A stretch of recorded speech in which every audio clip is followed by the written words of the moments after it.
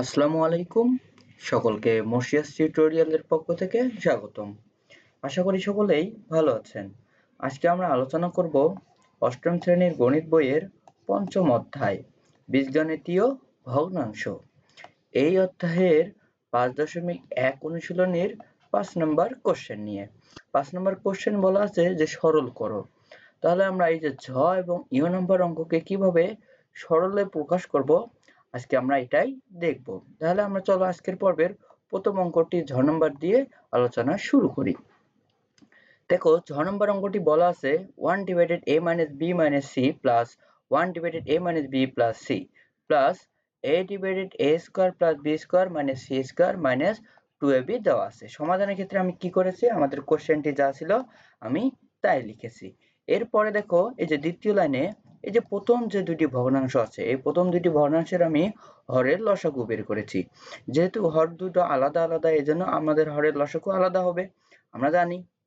তাহলে এখান থেকে আমরা যদি লসাগু করি তাহলে a minus b minus c into a minus b plus c হচ্ছে। এখন প্রথম ভগ্নাংশের হর দ্বারা এই যে হরগুলোর যে লসাগু বের করলাম একে ভাগ দিতে হবে। ভাগ দিলে তাহলে কি থাকতেছে, ভাগ আমি যদি a minus b minus c into a minus b plus c K a minus b দ্বারা ভাগ দেই তাহলে আমাদের ভাগফল হচ্ছে a minus b plus c।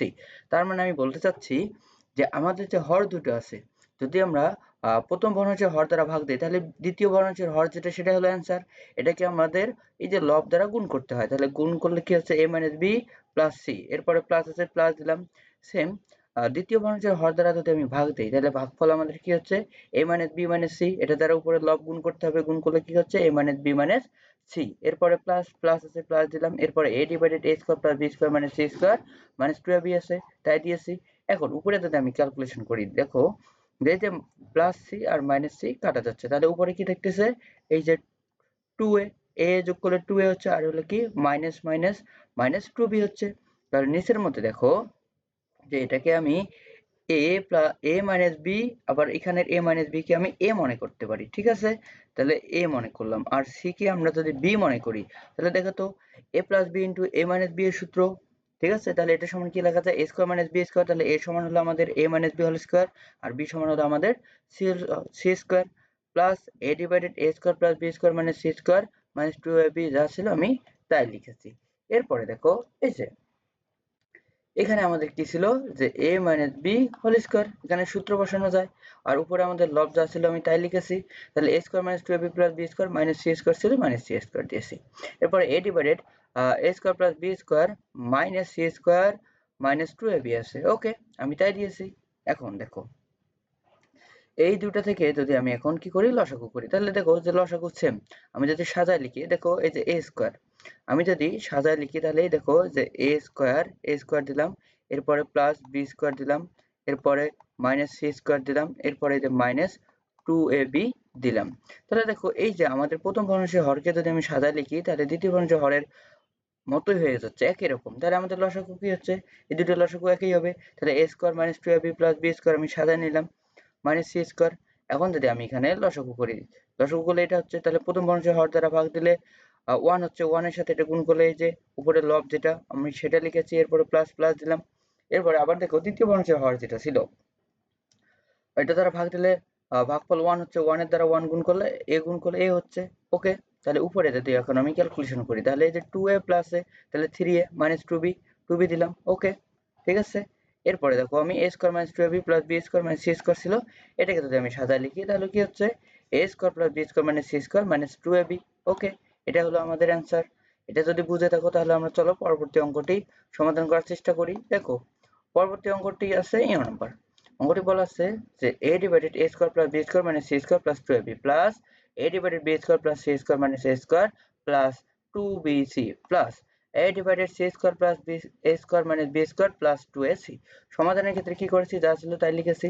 এখন দেখো তো এই যে a square plus b square plus 2ab, এটাকে আমি কি a plus b whole square লিখতে পারি না, লিখেছি। এরপরে মাইনাস c স্কয়ার ছিল মাইনাস c স্কয়ার দিয়েছি, এরপরে প্লাস ছিল প্লাস দিলাম, এরপরে 1 ডিভাইডেড এই যে b square plus c square plus 2bc, এটাকে আমি b plus c whole square লিখতে পারি।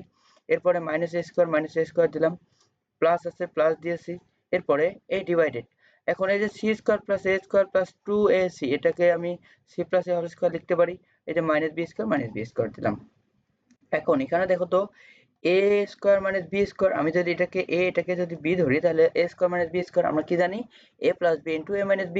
তাহলে এই যে 1 ডিভাইডেড a সমান হলো এটা আমাদের সূত্রের প্লাস আর b সমান ছিল আমাদের c, এরপরে a হলো আমাদের a প্লাস b মাইনাস সূত্রের মাইনাস c সমান হলো আমাদের b দিলাম, এরপরে plus same process b plus c plus a আবার b plus c minus a আবার এই যে প্লাস প্লাস দিলাম 1 divided c plus a plus b হচ্ছে, আবার এখানে যদি নেই c plus a minus b হচ্ছে, তার মানে এখানে a square minus b square সূত্র আছে, আমরা কোন সূত্রে অ্যাপ্লাই করেছি a plus b into a minus b।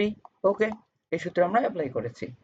এরপরে দেখো যে এখান থেকে আমাদের যদি লসাগু করি তাহলে লসাগু কি হচ্ছে a plus b plus c a plus b minus c into b plus c minus a c plus a।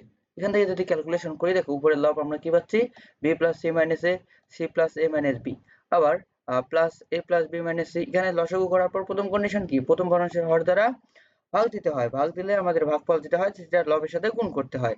সবগুলোর ক্ষেত্রে আমি তাই করেছি। ওকে, সবগুলোর ক্ষেত্রে আমি তাই করেছি। এরপরে করার পর দেখো যে এই যে এখান থেকে যে c plus a minus b, এই যে এই রাশিটি থেকে এবং এই রাশিটি থেকে c plus a minus b common নেওয়া যায়, তাহলে কমন নিলে আমাদের কি থাকে যে b plus c minus a, যে b plus c minus a, এরপরে কমন নিলে এখানে কি থাকতেছে প্লাস প্লাস দিলাম, এরপরে দেখো যে a প্লাস এই যে a plus b minus c দিলাম, এরপরে এখানে যদি এখন আমি গুণ করি এই দুটোর মধ্যে যদি আমি গুণ করি তাহলে দেখো কি হচ্ছে, গুণ করলে এই যে a এর সাথে b গুণ করব ab হচ্ছে, এই যে ab দিলাম, এরপরে এর সাথে c গুণ করব ac হচ্ছে, এরপরে প্লাস মাইনাস এই যে মাইনাস a স্কয়ার হচ্ছে, এরপরে আবার প্লাস b স্কয়ার হচ্ছে। ওকে, এরপরে আবার প্লাস bc হচ্ছে মাইনাস ab। এখানে ক্যালকুলেশন করলাম, নিচে আমাদের হর যা ছিল আমি তাই লিখেছি। এরপরে দেখো যে এখান থেকে 2 কমন নেওয়া যায়, আমি 2 কমন নিলে এখান থেকে কি হচ্ছে যে 2 into 2bc into c plus a minus b হচ্ছে plus 2ca minus a square plus b square minus c square হচ্ছে, আমাদের নিচের হর যা ছিল আমি তাই লিখেছি।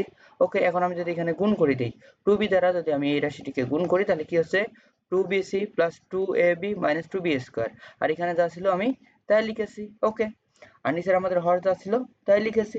এখন দেখো যে এখান থেকে যদি আমি সাদা লিখি তাহলে এই যে 2ab আগে দিলাম, এরপরে প্লাস 2bc প্লাস 2ca দিলাম, আর এখান থেকে দেখো a square minus a square plus b square minus c square যা হচ্ছে আমি তাই দিয়েছি। কিন্তু এখান থেকে দেখো যে এই যে মাইনাস 2b স্কয়ার থেকে যদি প্লাস 2b স্কয়ার যায় তাহলে এখানে মাইনাস 2b স্কয়ার থাকে, আমি তাই লিখেছি। হরের ক্ষেত্রে যা ছিল তাই দিয়েছি। এটাই হলো আমাদের 2 নম্বর অঙ্কটির অ্যান্সার। আশা করি সকলেই অঙ্কগুলো বুঝে গেছো। যদি আমাদের চ্যানেলের ভিডিওগুলো ভালো লেগে থাকে তাহলে লাইক শেয়ার এবং সাবস্ক্রাইব করে চ্যানেলটির পাশে থাকুন। ধন্যবাদ সকলকে।